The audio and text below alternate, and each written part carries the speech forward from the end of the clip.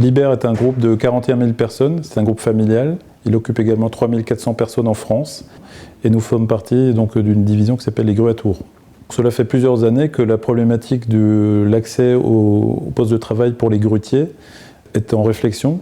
Plusieurs pays ont déjà réfléchi à ça et ont imposé des hauteurs minimum pour lesquelles il fallait mécaniser l'accès.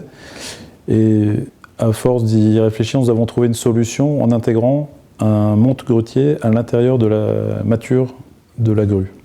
Donc cela permet évidemment d'améliorer les conditions de travail du grutier, considérablement. Ce qu'il faut savoir, c'est que l'on va améliorer les conditions de travail d'environ 5000 grutiers qui gravissent tous les jours 15 étages.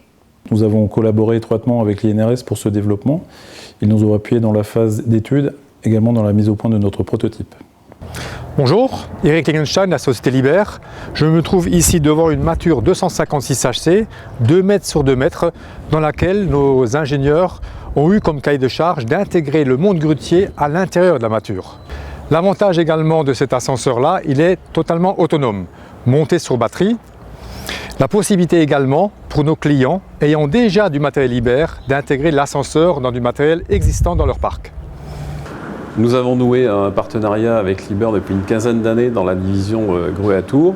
Et effectivement, le fait de travailler sur l'amélioration des conditions de travail de nos salariés nous venait tout naturellement. Et donc on a impliqué Liber dans ce projet d'ascenseur qui correspond également à une réglementation à venir, enfin actuelle jusqu'à 60 mètres de haut d'ascension, puis à venir en 2017 sur la majorité des machines.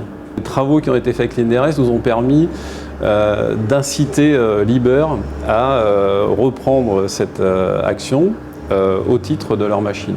Sur la partie technique, les ascenseurs, l'ascenseur en question là, il n'y a plus de câble d'alimentation électrique. Donc pour nous, techniquement, c'est que du bonheur. C'est une batterie lithium-ion embarquée.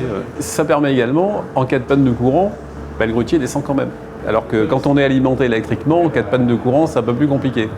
Donc il faut prendre les échelles. C'est vraiment une grosse recherche qu'ils ont mis en œuvre. L'ascenseur qui existe ici sur la grue, la G2 par exemple, je pense qu'il est utile pour l'escalade du grutier. Donc je pense que lui, quand il arrive dans son poste de travail, je pense qu'il est déjà moins fatigué. Bien sûr, c'est moins fatigant. On est plus en sécurité quand on monte l'ascenseur. C'est beaucoup mieux, on monte plus facile et c'est parfait.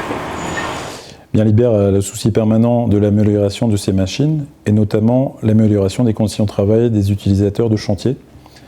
Et nous avons d'ores et déjà des sujets dans nos tiroirs.